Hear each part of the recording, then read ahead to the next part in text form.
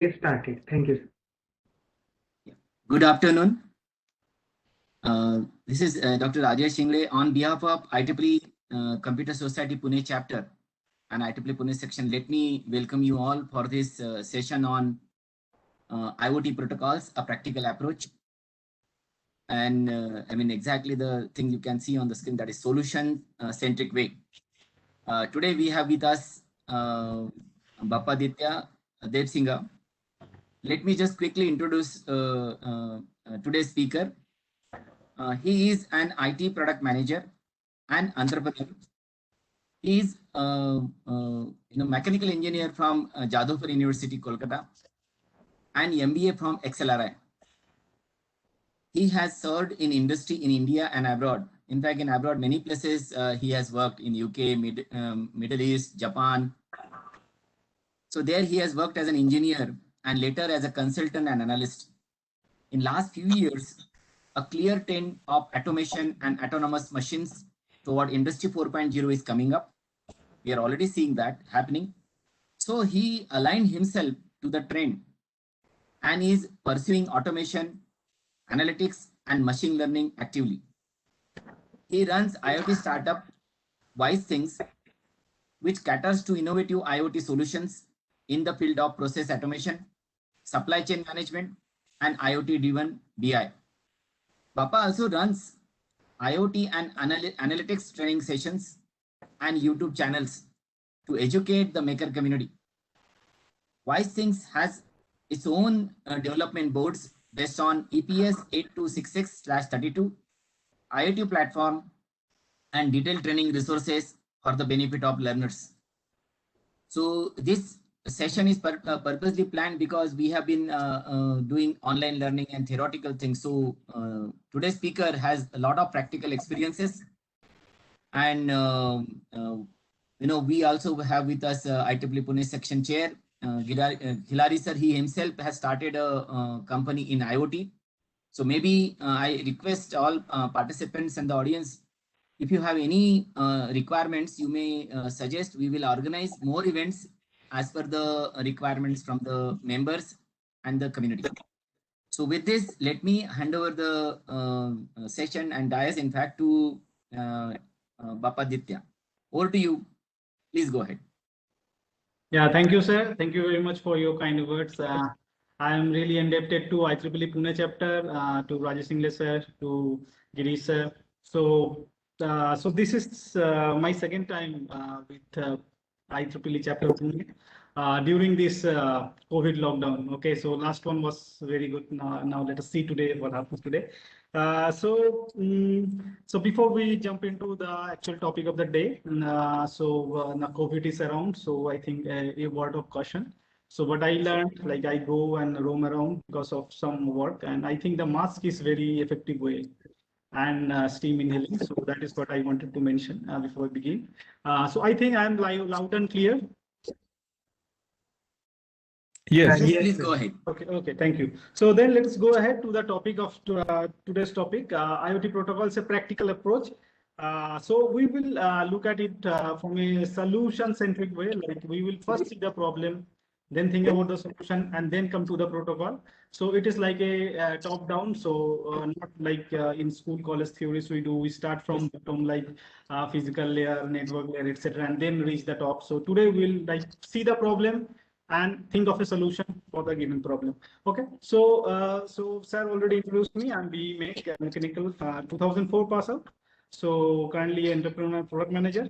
So just a struggling entrepreneur, not a successful one. Okay. Okay. So let's move ahead. So IoT protocols, and so we already know a lot. Like if we are in the field of digital and we are learning, we are the students of computer science, electronics, or IT. We already know a little bit of the protocols. Now, what is the emphasis of this session is that Rajesh sir already mentioned. So engineering or this kind of IoT, these are very practical things, and because of the constraint of COVID, we are not able to do the labs, not able to do the workshops. So that is really bad for like engineering vocational kind of education. So let me try to give you as much as possible the industry way. So what we do, so that is the context. So as we can see in my second point, solution centric way. So we will not do theory to application, rather we'll do application to theory. Okay. Let me see. Okay. So we will do the opposite. We will do application to theory, and we will not do the academics to industry as mentioned here. We will do industry to academics. Okay. So we'll do just the opposite, and we will review some ground projects, and then finally we will wear our thinking hat and we will think ourselves. Okay. So let us then begin. And because the time is limited to 1 hour, and this is a vast topic, so you can write down your questions in the chat box, or you can write it down in your notepad and then ask me later towards the end of the session. Okay. So it is just not a PPT. So I want to show and refer to many technical things. So let us begin with that. So let us review some ground projects first, which are being done now in IoT. Okay. So let us take a plain vanilla thing first. Like, so what is plain vanilla IoT? That is my mouse pointer visible to you? Yes, it is, right. So then the edge device, okay, or the sensor or edge device sends data to the gateway. Gateway sends data to the cloud, and in the application window, we visualize the data or we act upon the data. What is visualizing means like just making a dashboard, some graphs, charts, and act mean like we need to activate something, like if it is very hot, then we may need to activate the AC. So those kind of things. Okay. So let us have a look. What do I mean by plain vanilla project? So I am just moving out of this, and I want to show you some projects. Okay. So here is a video for plain vanilla. Okay. So what I will do, the sound is not very clear maybe, so I will explain along the way. So let us have a look at this video. This is a plain vanilla thing. Okay. So this is a temperature and humidity sensor. So you can see this white thing is the sensor DHT22. This board is running on battery. Okay. And this DHT22 sensor can sense temperature and humidity. It is showing here also and sending the same data to cloud as well. Okay. So this is completely plain vanilla kind of implementation. Every 30 seconds there is a sampling, data taking from the ambient temperature and humidity and sending to the cloud. And now what we can do at cloud, we can like activate the AC if the temperature is high. Okay. So it can be useful in a warehouse or at our home. So this is what I mean by plain vanilla. So we'll talk how these things are working, how the data is flowing for each of them. So next, let us go to a little interesting one. Okay. So a little constraint, no predefined route. There are times when there is no predefined route. So we did one project with Pune Agricultural Institute. Okay. So they actually do beehive beekeeping. So let us see what is beekeeping, because many people may not be aware. So let me show you some photos first. So I used them in my earlier presentation also, but I think there are some new personnel, so I'll show you sharing them again. So this is the beehive keeping. So these boxes you can see are the beehives actually. So inside these boxes there are racks like this. Okay, rack like this, and then inside the rack the bees make their hives and their honey is produced. Okay. So these are the beehives, and these are kept like 30-40 boxes are kept near one flower plantation. So now the situation is there. So earlier one, the plain vanilla one, what we saw, we have a very good Wi-Fi network. It is our warehouse or it is our say home or office. So we have very good reliable Wi-Fi network. So we are sending data frequently to cloud, not a problem. But here the situation is not so good because there are sites with no network connectivity. Okay, because these are in the field, in the village. So somehow the data. So what they are doing actually? Sorry, I should mention that. So these bees actually collect honey in the beehive box, but if you don't collect the honey in right time, so let me go back to here. So if you are not collecting the honey when it is filled up, the bees will keep on working, the honey will come outside of the box, and the ants will come and they will start taking the honey. And once it is the ants are there, you cannot separate them from the honey. So the price of the honey that can be sold at 100 rupees a kg is sold at 17-18 rupees a kg in local market. So you need to know exactly when one box is filled up and you need to extract the box. Okay, but how to know in all these boxes, 30 boxes here near a sunflower plantation, then 30-40 boxes in another 2-3 kilometer away plantation, another 50 boxes another 3-4 kilometers away, and they have 2 people, 2 personnel and 1 bike. So that is the travel. So what is need to be done? Data need to be sent to them periodically for each box. As they want to know which one is filled up. So it is the weight of the box that was the data which we were sending. But there are sites when there is no network connectivity. So how it is to be done? So you should think of some protocols. Okay? So we'll come to that later.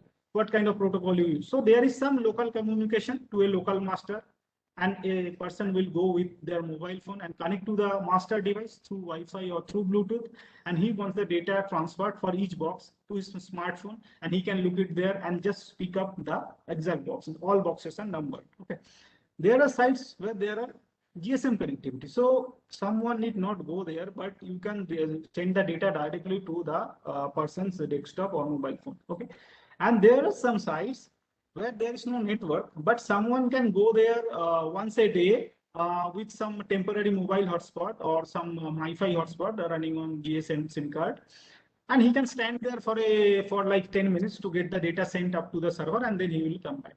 So these are the different situations that was in this project. So because we want to take a very practical approach, that is why I'm showing you this thing. So now this another one. So it is not that in IoT you need to always send data to cloud or somewhere. There are many applications which are like just local. You need to show the data locally and the action is taken locally. So it need not go anywhere. So let me show you one example of that. So because we are from industry, we roam, we go around with this, all these videos and everything. Okay. So that is the plus point. So look at this is a forklift, and this forklift is of 2-ton capacity. It is used in a shop floor. Okay. But what happens, it is having capacity of 2 tons, but sometimes it is overloaded in the interest of doing the job in less amount of time. But that damages the bearing of the forklift. Okay, so let me open the video. And these forklifts are from China, so the bearings are not locally available. So the forklift has to be discarded. Okay, so see, look at this video. So you can send the weight. Stand up on it. So I stand up it on, and it is my weight. So this is my weight. And you can see they are in sync. Okay, there is a local. So this is a video when we did the POC, I mean proof of concept. So now when finally it is built, it looks like different. So let me give you the background. So the management don't want any workers. So there are 10 such forklifts in that shop floor, and the management don't want the workers to overload them. What they want is, I want a local display who is overloading the forklift. Okay, the data need not go to any cloud. You need not to save it. You need not to store it. You just need to show me. So, and the shop floor is like just 1 kilometer, like 1 kilometer by 1 kilometer. So we use LoRa protocols there, all local. So look at this one. So here you can see this is the load cell. We installed 4 such load cells in the forklift. And when there is some weight, it is sensed here and it is shown in a display which is kept on the manager's table.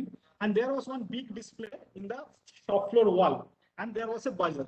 So anyone overloading the forklift, there will be a buzzer ringing, and the manager also come to know what is the loading now and who did this, what is the number of forklift which is overloading. So all these are being displayed in the shop floor locally in a big display. Also at manager's home, this one kept at manager home. So this work up to 1 kilometer through this LoRa antenna, receiver to transmitter, receiver antenna. So once this job is done, the purpose is solved. So no one is overloading it anymore. Okay. So this is a local thing. And let me now show a compound one. So So a compound one where many kind of things are linked. Okay.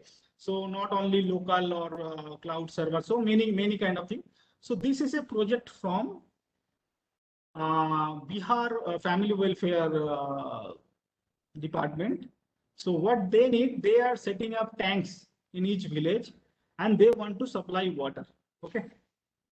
And they want, so if you look at this is the requirement diagram, you can say this is what they want. So what they want is they want to do some routine switch on and switch off of the motors kept at various villages, but they don't want to man these stations. Okay, they want some central system to automatically switch on and switch off these pumps through remote control. Okay, automated control, and it will be like a scheduled timing. So the schedule will be in the AWS server, and as per schedule, SMS will go to the control box, and the control box with a relay switch on the motor and switch it off. And when there will be a feedback whether this worked or not. If this didn't work, so this transaction report, some field person will have a look at it, and then he will try to do with his mobile app. Like if this automatic system don't work, he will try doing through his mobile app. And if still is not done, okay, then it will be a manual operation. Someone will go there and switch on the motor and pump. Okay. So we will talk about it at the end of the session, how to solve this kind of things. So you can see here, so we are not talking about theory. So if you look here, we will also need physical layer, transport layer, network load, everything. But we will come from solution-centric approach and not from bottom to top, but from top to bottom. Okay, so let me now go back to the PPT again. So we will cover this kind of, so these are the kind of scenarios that you find at field. Okay, I hope you are enjoying this. How do you feel? Can you please write down a few lines in chat? So this will motivate me. So if you find it good, say yes.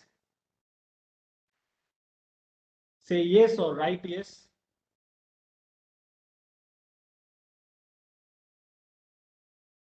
Please go ahead, make this a little bit interactive. I hope I am audible clearly. They are giving the response privately to the host. Good, sir, excellent, quite interesting. Oh, thank you very much. Please do it to everyone. That would be very nice because I am not able to see. Okay. Okay. Anyway, so we'll come back for nice. Thank you very much. So let us now get into technicality. Okay. So before we begin going into technicality, let me show you the 7 layers of OSI. Okay. So this is what we follow. This is the formal way. Okay, so this is the theory part. Let me spend 2-3 minutes on it. Okay, so what it says, this is the layer of OSI, 7 layers. So if someone want to send a packet of information, so say it is a short message or it is an image. Okay, so he needs to go through these layers. So if he wants to send, he will open some application layer. Presentation layer is like the JPEG file. Then session layer, he has to open some WebSocket connection. Then the packets will be serialized in TCP, transfer control protocol. Then it will have some IP address where to be sent.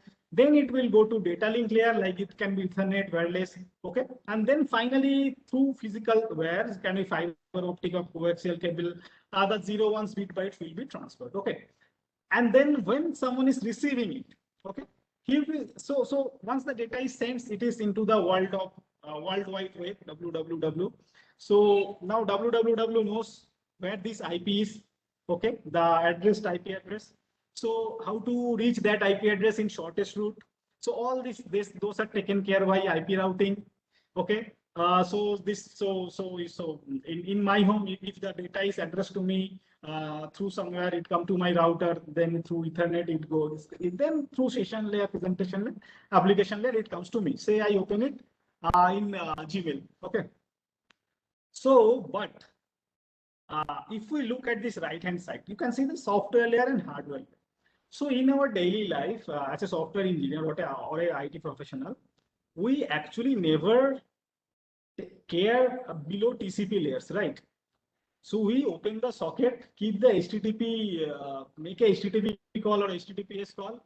We use some API and forget all the below things: IP routing, packet serialization, ordering the packets, then data link, and the cable. Everything is taken care of. We don't care. Once we just insert our Ethernet cable into the jack, into our laptop, we know those hardware layers are taken care of. We are not at all worried. So this is the, so if we move along, so you can see here, this web stack. Okay. So web stack is finally, if we have to look at it in an easy manner, we have a network or link layer, which we don't really care about. Then we have internet layer, IPv4, IP version 4, IP version 6. We don't really take care it. Okay. When we are using websites, okay, applications. Transport layer also not much. We just care about the top of that. Okay. So the session, the presentation, applications. So this is the TCP IP model here. Okay. But in the IoT world, okay. But in the IoT world, the thing is a bit different. You just cannot forget about these lower parts. Okay. In IoT world, you cannot just avoid this lower part and be a successful IoT solution provider. Because many companies are trying that now. Like they start their work from cloud. Like they expose an API, you send your data. You send your data to us, okay? And once it is received in cloud, after that, I can do a lot of things. After that, I can run analytics, like I deploy some machine learning model and do something, apply some AI.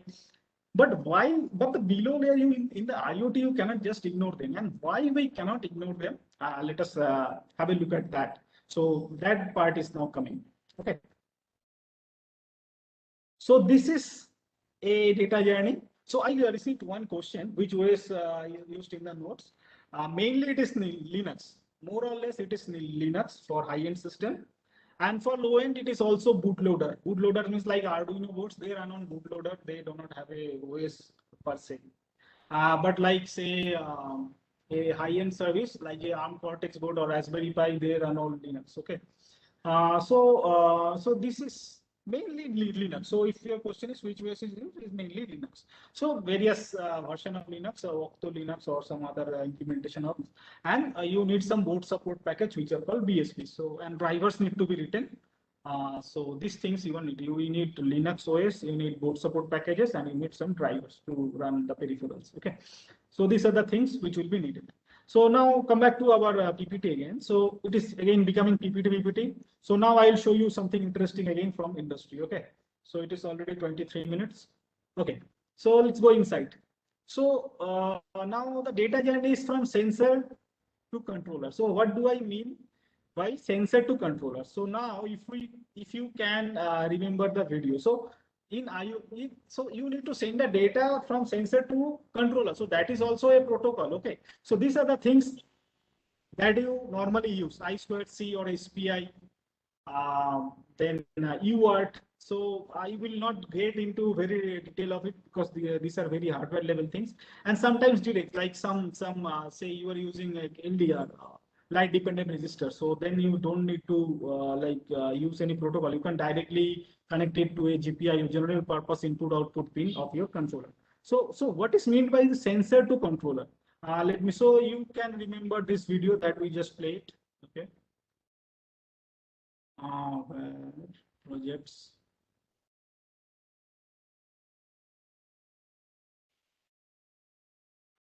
So you remember this video? So this load cell here is the sensor. And when someone is putting some pressure on it, data is transferred to this display because there is a controller which is receiving this information through this wire into the controller, and then controller showing the data into the display. Okay. So how this data is being transferred through this wire? So this is also one protocol, but that is a very low level protocol and we don't much really care. It is like our Ethernet layer, IP layer, and those kind of things. But why So in web world, it is okay, you don't care about them. But in IoT world, it is not the same thing. Because if you don't care how this sensor will send data to here, because there are sensors which will use I2C, which will use SPI. So because here the controller is the main edge thing that you have to program yourself.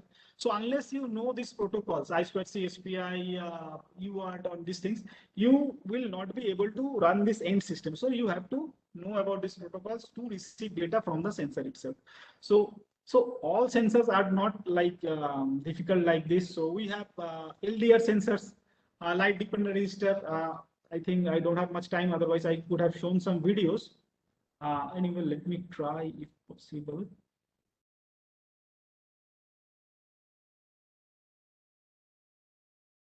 Okay, YouTube. So we have a YouTube channel, so you can just go and search by the name Wise Things and put Z in the end. Okay, so you will find our channel. Okay, so you can go and subscribe. We do many discussion there, many nice learning videos. So let me see if I have a good video to show you how a simple data is transferred to controller. Very simple, using no protocols, just a direct connection to the pins.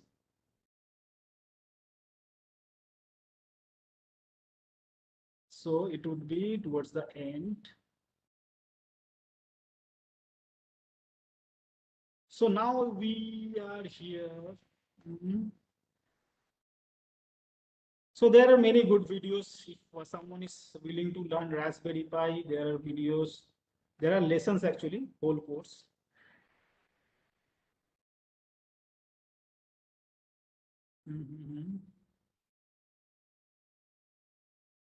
So I'm trying to show you one simple sensor to controller communication.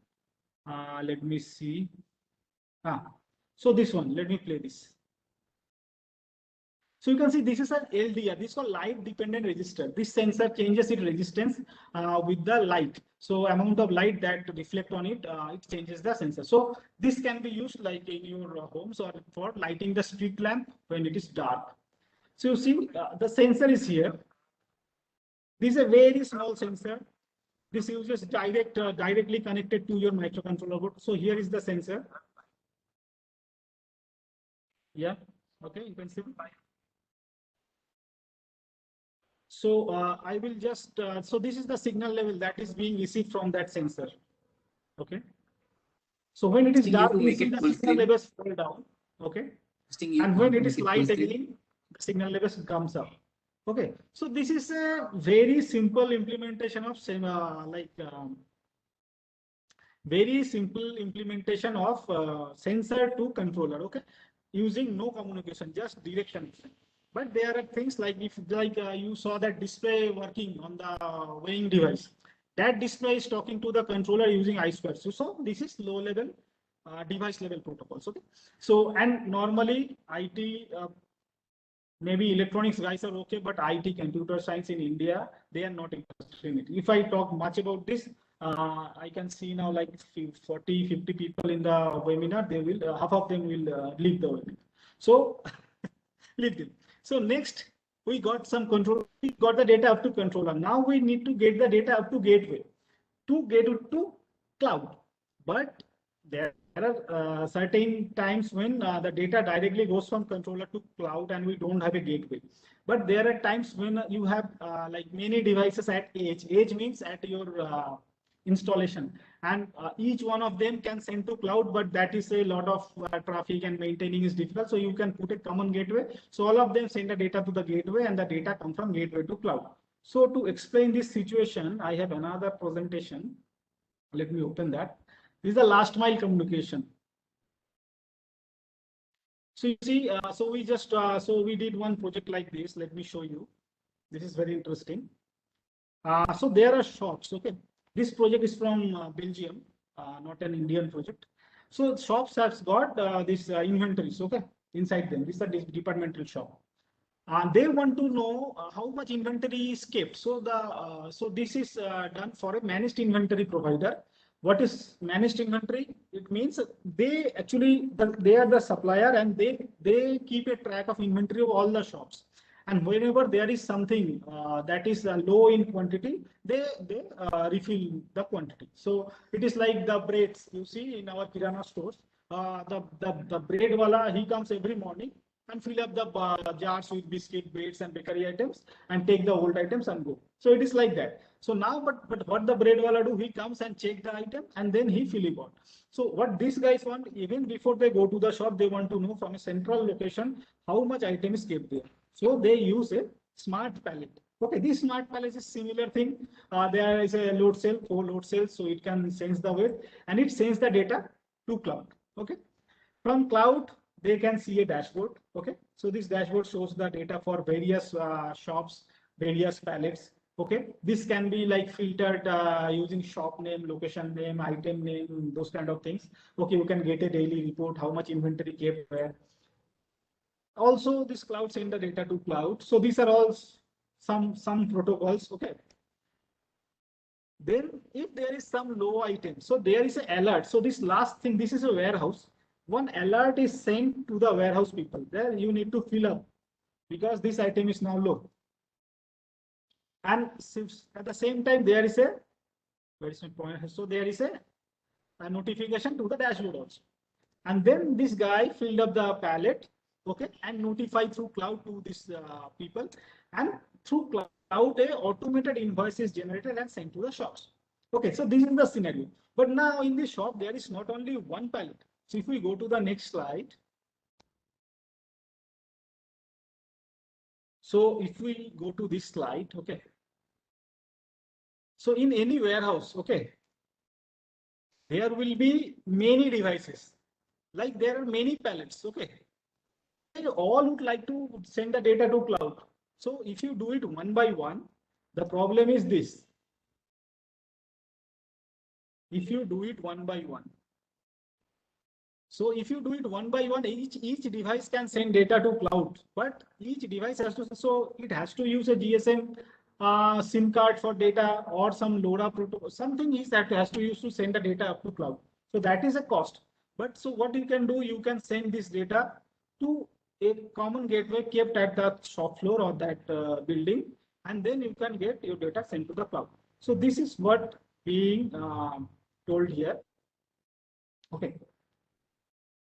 So controller sending to gateway. So it is not always that controller will send to gateway. Sometimes controller can directly send to cloud as well. Okay. So controller to gateway, there are many protocols now. Again, controller to gateway. It can be Modbus. Now Modbus has got 2 variations. Modbus RTU, so that is the traditional one. And now we have got Modbus TCP/IP. So TCP/IP is gaining steam now because mainly it gives you a lot of freedom to manipulate. Okay, then it can be wireless as well, like Bluetooth, Zigbee, LoRa, if the gateway is nearby. So these are the protocols we are using. So I have one good photo to show you how like tower batteries use these protocols. So this is a cell tower battery. Cell tower battery means mobile tower battery. Okay.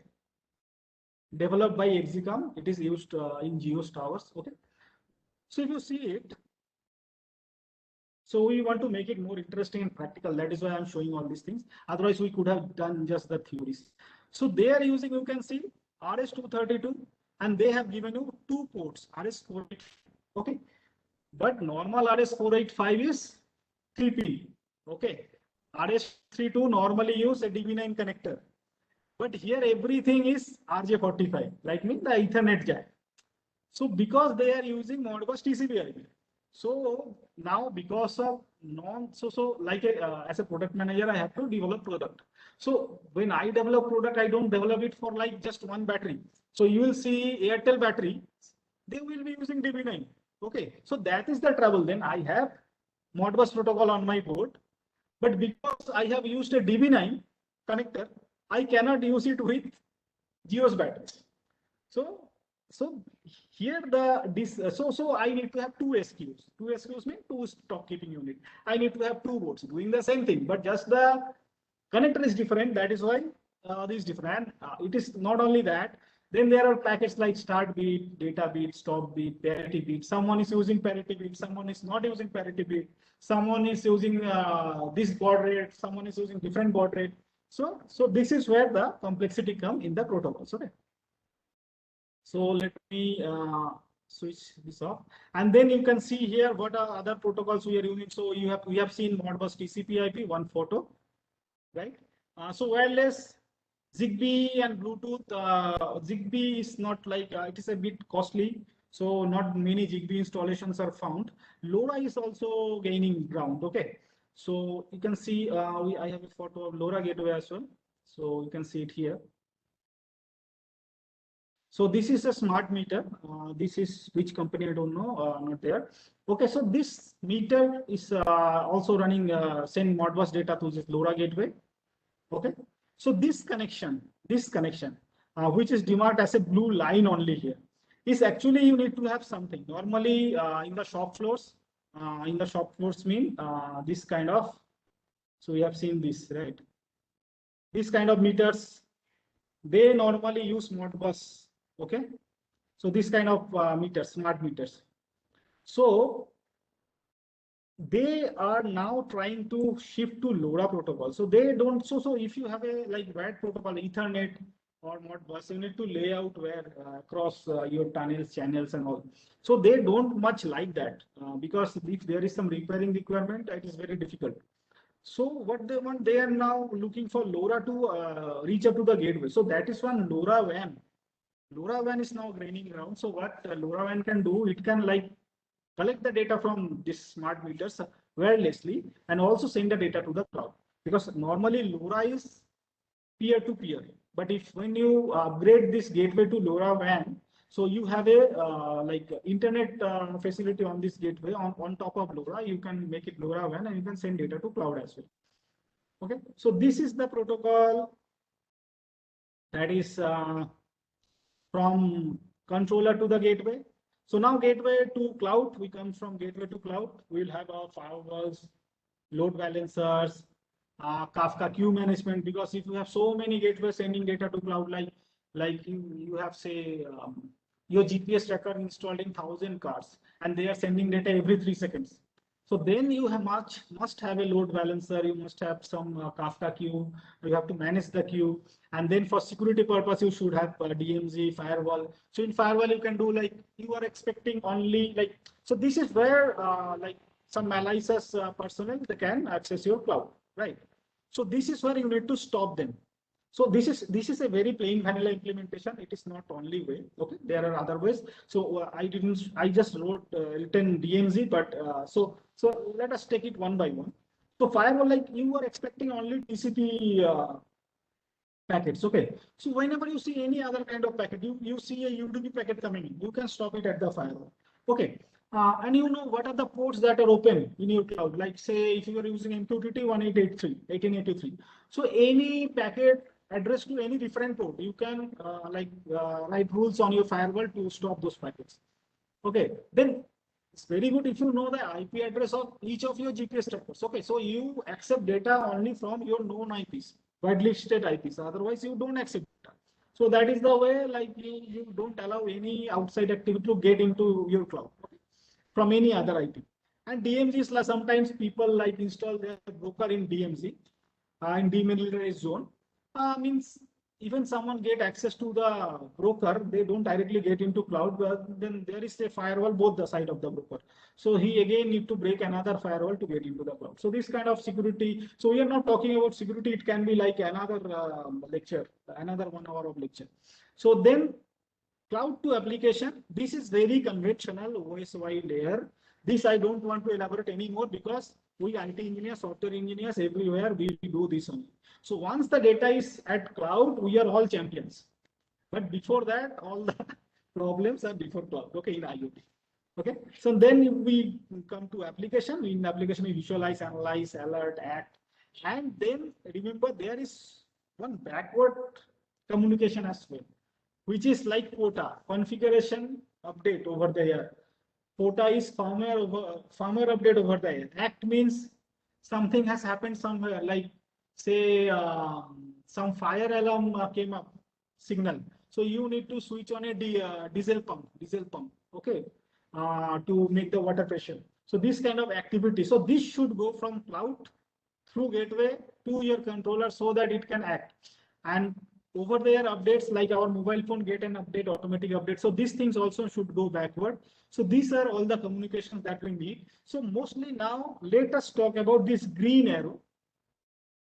This is where like if you talk about protocols with someone, he will not talk about these things, the hardware level protocols. He will not talk much about these things. All are talking about these things. And once I go to next slide, we will know we are all familiar with these things. So when we are going from gateway to cloud, we are basically using this. So in this graph actually, so in x-axis, this is the range. So how far we want to send the data. So how far, like your gateway, how to cloud. So how far it is, okay? And this is not, don't say baud rate, but say data rate. So at what speed you want to, like you are streaming a video, like some camera footage, or you are just sending some JSON encoded packet, small packets. So based on that, we select these things, okay? So let me have some water. So how you are finding it? Is it interesting? Please come with yes to everyone.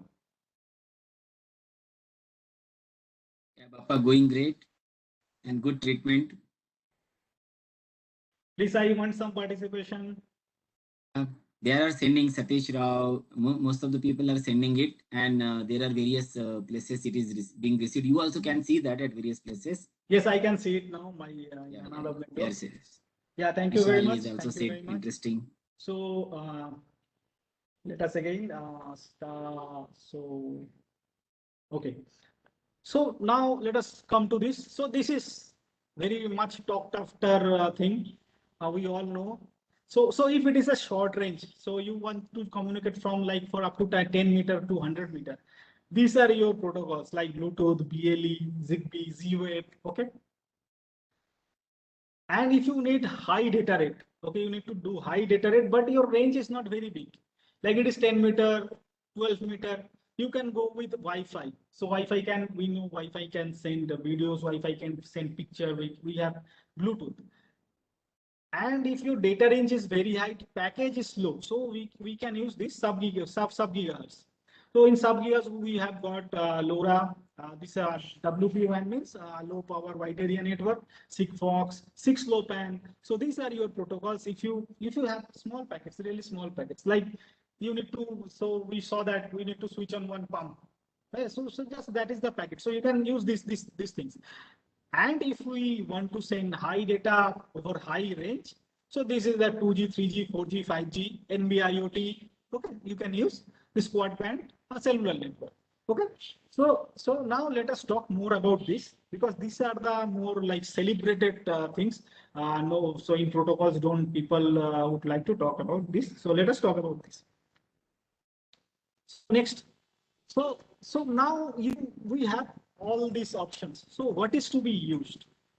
Sorry, there are some car noise because my room is very close to main road, so cannot do anything with that. So let's begin. So your choice of these protocols, which one to use? These are not all protocols. These are some are carrier. So on top of these carriers, will run your protocol like HTTP, HTTPS, MQTT. But when we use protocol as a loose term, we actually include the carrier plus protocol as well. So protocol is strictly speaking MQTT or your HTTP, those kind of things. Okay. So how to select your carrier here? So what is your end goal? Like, so now here where the theory part comes. So you should know the difference between TCP and UDP. And how do you know that? After spending like some years in industry, you probably will know somehow by reading some books. But here the knowledge comes from college, from school. So we know what is TCP, what is UDP, what is the advantage, what is the disadvantage, which is more reliable, which is not, which is good for data streaming, which can broadcast, which cannot broadcast. So based on your like say you are using a VoIP service, voice over internet protocol. Okay, you know the speed is very important. Like I have told something now, and the person at the other end got the data after 1 minute because you don't want to do any packet loss, so everything should transfer. So so you did many checking, and then the person got your voice after 1 minute. That is not acceptable. But more practical is that, like let's say some packet get lost, but the information what I am telling should is conveyed within seconds.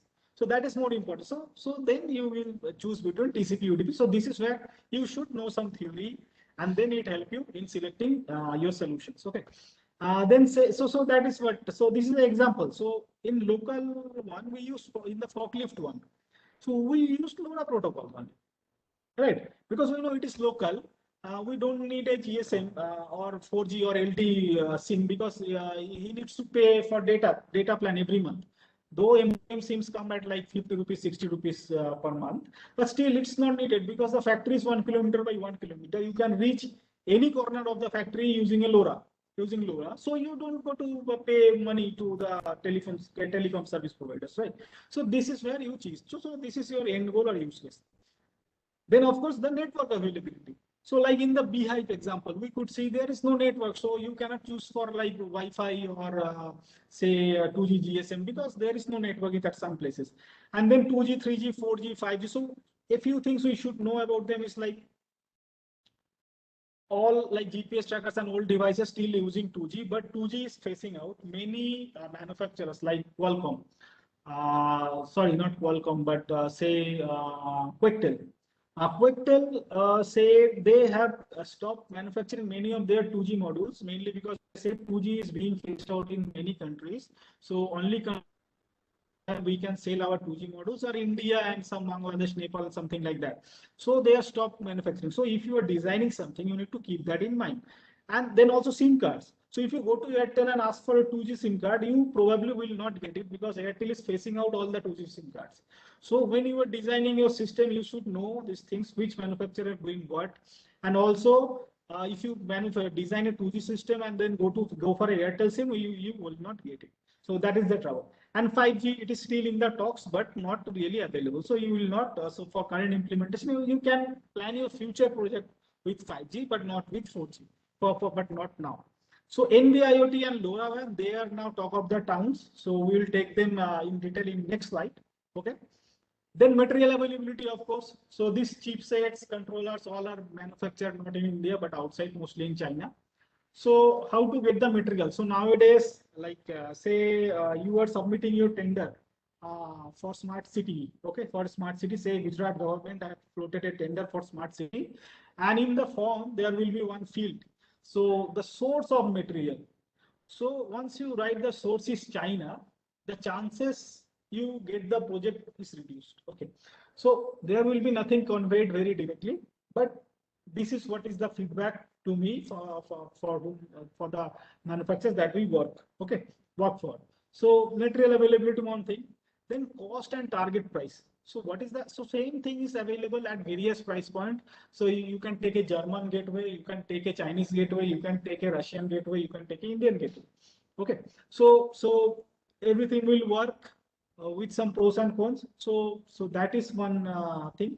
And other things at hardware level is like battery life. Someone don't want any human interaction. Say the device is installed at a unmanned unmanned vehicle or unmanned say oil rig inside the sea. So nobody will be there to update it, like firmware update, software update, some configuration update. So everything has to be handled remotely. So these kind of considerations are always there. So when we talk about NB-IoT and all, you will know what I'm talking about. And also, of course, battery life. So communication protocols make the battery life difference, of course. So I have a good video. Let me play this for you. So why hardware is very important part in IoT? You can know from this video. So this is a very homely video because now everybody working at home. I did this video on my bed, So please don't mind that. But otherwise, the message is this. So you see, I am sending this data. Okay. So I'm sending some data from this controller to the cloud. So when data is being sent, you can see the ampere that is taken is almost like 80-90 ampere, right? And when it is in the sleep mode, so in between there is 10 to 15 seconds sleep mode. So then the current consumption is only 1.5 milliamp. Okay, so I need a long battery life for this device. So you see there is a USB to TTL, which I don't need. It is needed only for programming and debugging. So I may not have that on my board. So, and you see during sleep time, it is almost 0 milliamps. Okay. So there is of course some microamp level current going inside this, because without current, it is not sleeping even sleep also you need. So there, now data is being sent, and once data is sent, is almost going to 0. So 1.5 milliamp to 0.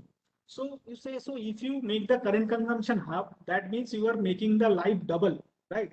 So something which would have been running just 3 months, now will run 3 months to 6 months, double. So if you make it quarter, so it will be 4 times. So not directly related, because there is the self drainage of the battery also well, but with such reduction in current, you can enhance the battery life a lot. So for unmanned devices, battery life is very important. So that is why in IoT you cannot ignore the hardware part. So if I have sourced this device from China, I do not have the freedom to modify the hardware, because I don't know. So then, and if I design it myself, I know every part, every component of it, and I can do the modification as I need. So now we are going towards the end. We have another 10 minutes. So let us now talk about this talk of the town things. So these are very hot nowadays. NB-IoT and LoRa. First we talk about them, and then we go to MQTT. Okay. So they are two rivals, okay, fighting for this space. NB-IoT is narrowband IoT that works on guard band. Guard band means there are LTE bands, and in between there is some gap left, so that they don't interfere with each other and make the communication not very feasible. So there is a little gap. That's those are called guard bands. Now these guard bands are now used, and they are called narrowband IoT. So, and who are doing narrowband IoT in India? Jio, Airtel, Vodafone. They are all testing it, and Jio somewhat covered almost half of India already. I don't know about Airtel, Vodafone. So now, but when you are choosing NB-IoT, okay, NB-IoT is top of the town, long battery life and all. So what the points that you should be aware of? So nowadays you want TLS layer, TLS encryption, transport layer security on every device, almost every device. But this encryption itself needs some handshake and add some overhead into the data. Okay? And NB-IoT is not for high data rate. So when you add TLS, you should be very careful whether your NB-IoT will be able to run with this TLS layer on it. Okay. Then think about quota as well. Configuration update over there. You have firmware update over there. So our experience is in NB-IoT, like if you are updating a like say 40 MB firmware on this device, okay, over the air, it will take 6-7 hours. Okay, and 6-7 hours the connection will not be intact 6-7 hours. It will break many times in between, and so your photo will be restarted again. So it will actually never happen. So just think about these things. So there should be some other way. So you should be do only quota configuration over update over there, or you can do SCOMO. SCOMO is a new thing. I could have explained a little, but now because of time I am not explaining it. You can like explore it in the internet. So SCOMO is the way how to handle now NB-IoT. Now LoRa. About LoRa is a rival of NB-IoT, and who are like promoting it? Tata Teleservice, Senora. So LoRa now use free ISM band. ISM band is institutional, industrial, medical. S is for something studies, maybe I don't know. ISM, this is free band. So you have this band available, 865 to 867 megahertz. So using this band, this is free, license free band. So you can use this license free band to send your data. And on top of LoRa, you can have your LoRa band. So you can also like not only do peer-to-peer, but you can send data to the cloud as well. Okay, so I have a very good video, but now I won't run it. So when you are buying, so these free license fee brands are different for America, for Europe. So when you are buying, you try to buy this 866 megahertz, because that is what is free in India. So because this, if you take a IC which is made for Europe, so that would be different. Okay, so you should not use it here. And lastly, let us talk about a little about MQTT. MQTT is the de facto protocol for IoT devices. And I think we all know about Topic Broker, PopShop, QS, Last Will. So these are just bookish things. So if you go in any book or in internet site, you will know what these things are. So I am not explaining, rather I will show you some interesting things. Okay. So we are also towards the end. So let me show you a thing how to know your LoRa IC. So let me go to YouTube again.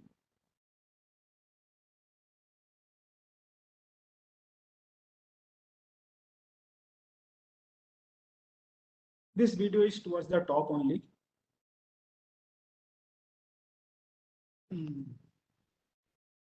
Or we can go from here also.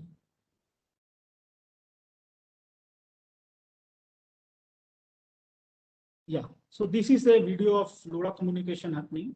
So when so this in our channel you can try this. So this is the LoRa antenna peer-to-peer communication. So this is the transmitter. This side is the receiver. So when you push this button in the transmitter, it transmits one package to the receiver, both running on battery. Okay. So when you press this button, one packet is sent to the receiver. Okay. So this is how it works. So now what I want to show you is this.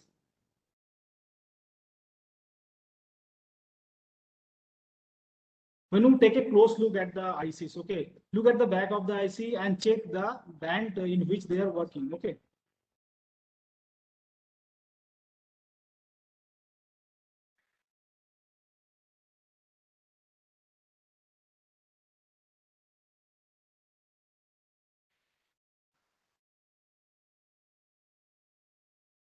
So here is the backside. In the backside, it is not readable here. Anyway, these are the four bands.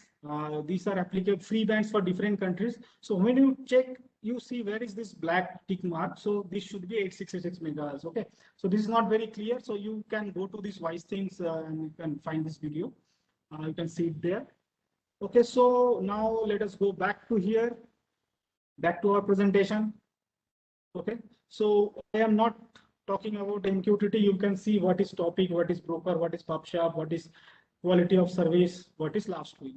So these are the main parts. There are many other points as well, but these are the mainly what you need to know to run a MQTT protocol. Okay. So now we are towards the end. We have only 2-3 minutes left. So now let us have a look at this. So we started with this. Now we have to wear our thinking hat. We have to think. So this is the application. Bihar government wants to distribute water to every household. So they are putting overhead tanks every village, and they want the pump to run automatically. So now if you look at this, so first of all, what we need to think, how we can simplify this solution. So now I wanted you people to do it, but let me, because in the interest of time, let me explain. So first of all, if you have some like predefined time to switch on the pump, so why to send SMS every day, right? So you can just program the controller that way that it will start at this time and stop at this time in the morning and another time in the evening. And when only when you want to change the schedule, you can send a SMS, a configuration SMS, and the controller will change the timing. So that way you can like remove these SMS charges. Okay.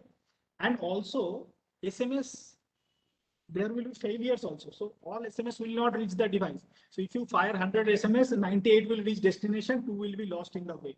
So that is another trouble. So it is better to just program the controller to run it at like scheduled time. And if you want to reschedule the time, you just then only you send the SMS. So this is one simplification that we can do. And then you see, if now I want to like break it down in OSI 7 layers. Okay. So that is really another task, another project. So we shouldn't even try. We shouldn't even try. So we will keep the theory apart here. We know we need some carriers, we need some like protocols, and we will fit whichever fits where. So AWS, so a feedback comes to AWS through SMS, then it go to database. So if you have not many pumps, you will have some load balancer, will have some queue manager like Kafka queue management here. Then you can have some security and firewall before you enter AWS. Okay.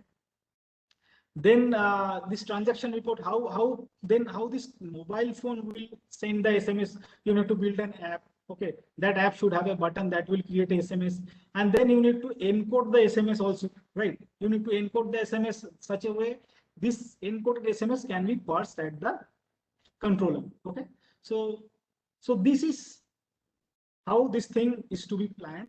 So many, like we can discuss it more and more, like we can take 30 minutes on it, but let us finish it here. And so what else here? I wanted to discuss some other thing. Yeah. So this is the endpoint here. So I think, so this is the now closer time. We are at 7 already. I think we could talk for another hour, but there is no time because there is, I wanted to show you this thing. Let me show you this thing. It will take 2-3 minutes, but this is also called protocol, but this is not exactly a protocol. This is encoding. So we have JSON format. So which is a key value pair. Like if someone like the mobile tower battery. So we have seen the mobile tower battery. So this battery sends what data? So through this protocol, through this Modbus, they send like battery charge, how much is the charge, where is the location, what is the health of the battery, what is the like if there is any failure, what is the failure code. These things are sent through this Modbus to a central gateway, and that gateway through over the LTE send the data to cloud. So you can send it in a JSON format like temperature, fault code, battery number, like this. But if this thing is sending the same data again and again, so why do we have that key value pair kind of overhead? We don't need the key. So you see, we can just encode it. It is also called protocol in colloquial language, but like so if you see this GSM tracker, okay, so they encoded it like this. So they send data in hex format because hex format make it smaller. Okay. And the first one will be start bit. It will be your 2-bit length, packet length, protocol number, information content is N. So for different kind of information, different number of bytes are required. Error check 2 byte and stop bit 2 bytes. Okay, and if we go further to like say, so this is a complete protocol. Say they don't send JSON because they are sending the same lat long. So lat this value, long this value. They need not write this lat long every time and send this. So they just encode it. So this is the example of sending the inter. So you can see the 78, 79 IF. So this is the whole data. So sometimes this is also called a protocol. This is actually encoded, and the cloud after receiving data has to decode it. So the first thing is start bit. First 278 are start bit. Then 1F is packet length. Then latitude value is this one 002 starting from 0027A. So this is in hex format. So this is also sometimes called protocol loosely. So or you can call it an encoding. So this is something another kind of protocol you can say. So now we reach the end of the session. So hope you liked it. Some people already left. Papa, good. Thank you very much. There are, I mean, we can take at least few questions. Your time is already exceeded, but with the permission from all participants, we may take another 5 minutes of QA. So I think one question I can take your attention to is the diagram what you have shown, the pump and motor. Very interesting because I still remember in 87 making the water level controllers and running on it using PLCs and maybe simplest things. Here the question is, what is the role of this AWS in the pump, this diagram? That is what one person has asked. And I remember today only in the third year class, we have taken this AWS part. So can you just explain quickly? Yes. So the SMS could have been sent from like a mobile phone also. The why AWS? So they also want a log database. Okay. So what happened like for last 6 months, they want the record of all data, when the pump switched on, when the pump switched off, and if it is a failure. So all data they want to log. So that is one point where, so we need a database to save that. So that can be in AWS. And another point is AWS has a very good SMS service like that is called SNS. So you can use that service to send SMS from the portal. Okay, so of course there is some cost involved and some price regulation is also there. So if you are sending like bulk SMS, you should be registered try vendor, something like that. But you can use AWS SNS service. And another important point is mainly this: they want this database and log and some reports. So these reports will be scheduled report, and this report are to be like automatically scheduled every day night and sent to some fixed mail IDs, fixed recipients. There are a lot of things about AWS IoT things. There is another question quickly I can go for is there a Indian manufacturer for the IoT nodes? IoT devices, they are a manufacturer, but the components like the controller, the ICs, if someone is using processors, so those are coming from outside. So we are only assembling it here. So say we need a NRF module, you need a radio frequency module, you want a processor, you want a controller or something. So those things are coming from outside. We are only assembling it. So I don't know whether you are able to see the questions which is consolidated and given. So the implementation details like processor is used in programming part. That is what something one is asked. Sorry, sir, come again. So please tell us the implementation details like which processor is used and programming part is what asks one question. Okay, so processor, you can go for processor or you can have a controller. Controller is lower end. So you can have MediaTek, you can have like Atmega, Atmel, you can have Peak. So if you want like some GSM kind of thing, you can have Qualcomm, Quectel, Telit, Simcom, those things. And for control and high-end processor, you can take STM32. Okay. So and for coding, so the lower end we use Keel. Keel is very long time. We are using C, C++, C in Keel IDE. Then STM32 has their own. Then MPLAB for Peak. So those can be used. So there will be many questions, but right now what we will do is that, because yes, there are questions on hardware, but our focus today was on protocol and practical version of it. Maybe for hardware, maybe ARM processor and open hardware and other things, we might have another session if it's really required. Yes. So people are asking questions about devices also, but I don't think we will take that today in this session.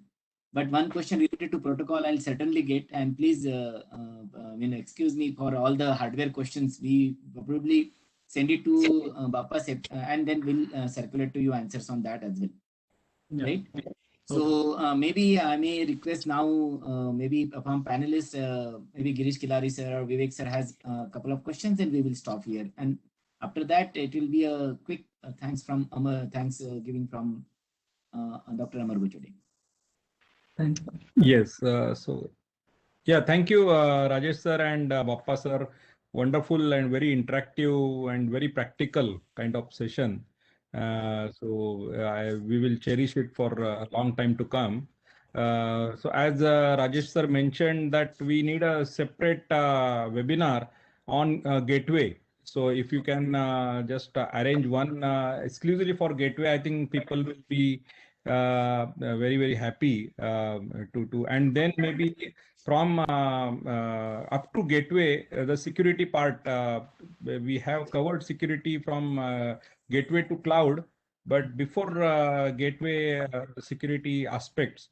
So maybe a separate webinar, I would request if that is possible. Okay, yeah, certainly we have a good team with us, and we will definitely go for it. And I'm seeing that even the participants are encouraging that. So we are here for satisfying the members and the community in our area. So we will go by that. Wonderful. Okay, I don't have any specific questions. Yeah. Vivek sir, anything from your side? Yes, sir. I want to just ask about interoperability of these IoT devices. That is a great challenge for the end users. Can you comment on that? Yeah, that is a great challenge that I told. So when we are like designing some gateway, so I told you first there was Modbus. Okay, then Modbus R2U TCP/IP. Then after you done that, you will get either a DB9 or you get a RJ45. Once you done that, then there is baud rate. Then there is like packet differences. Someone using parity bit, someone not using it. So there is no standardization actually. So that is one trouble. And then we are also transitioning from 2G, 4G to NB-IoT. That is another challenge, like which one to embrace now, or we embrace LoRa protocol. And then another is like gateway to gateway communication. If it is through like cables, then it's good. Then okay, easy. But then wirelessly, without failure or without packet loss, how we can do that? That is of course one challenge. Yeah. Thank you. So I Thank think if you, you want to Excuse me. cover that topic. I just, so as Ingrid sir and Khilari sir has said that for the next webinar, we may think of adding edge computing also, because it is now what we are seeing in building intelligent edges or edge computing or machine learning on edges for IoT devices, so that we can bring computing near to the data. So maybe in the next webinar we can take up this topic. Yes. We have planning like we can arrange another 3-4 webinars. So we will have a webinar series on IoT, and I'm already in discussion with our IoT groups, Bappa, because we have got many CUs on our group. So we will take it, and in fact, there will be a form which will be circulated in the feedback. So just discussing, we added the suggestion box also, where you can put these other boxes. Like edge learning, just last month we have conducted on edge learning. One session in more details, but more about the architecture and the protocols on that side. So, but we will like to go ahead with practical aspects of it as we planned today. Yeah, we are Experience sharing is very important. Hands-on sharing is very important. Yes. So I have great people with me who can share much more detail. Like if we want to go deep into embedded, if we want to design a PCB, I have people who can do that much better than me. So I will introduce Papa, them. in the interest of time, in the next meeting, core meeting, will discuss it. Already we have exceeded 12 minutes. So now let me request Dr. Amar Buchade to conclude and close. Okay, thank you, sir. So excellent session on IoT practical approach, communication technologies. I am very thankful to speaker Mr. Bappaditya Dev Singha, IoT product manager, entrepreneur, for giving valuable time. I am very thankful to Mr. Girish Khilari, sir, Chair IEEE Pune section and Vice Chair IEEE Computer Society Pune chapter. Then I am also thankful to our Professor M.S. Takekar Madam, Head of the Computer Department, PICT Pune, who also supported this activity. Also faculty members, Professor Madhuri Wakode Madam, for supporting this activity. I am also thankful to all the society chairs for supporting activity, and EXICOM members also, Dr. Sunil Somani sir, Dr. Vivek Deshpande sir. Last but not least, I am very thankful to all the participants who patiently listening this webinar. Thank you all. Thank you very much. Thank you very much. Yes, thank you very much. So should we close it here? Bye. Yes. Thank you. Thank you. Thank you. Please stop recording.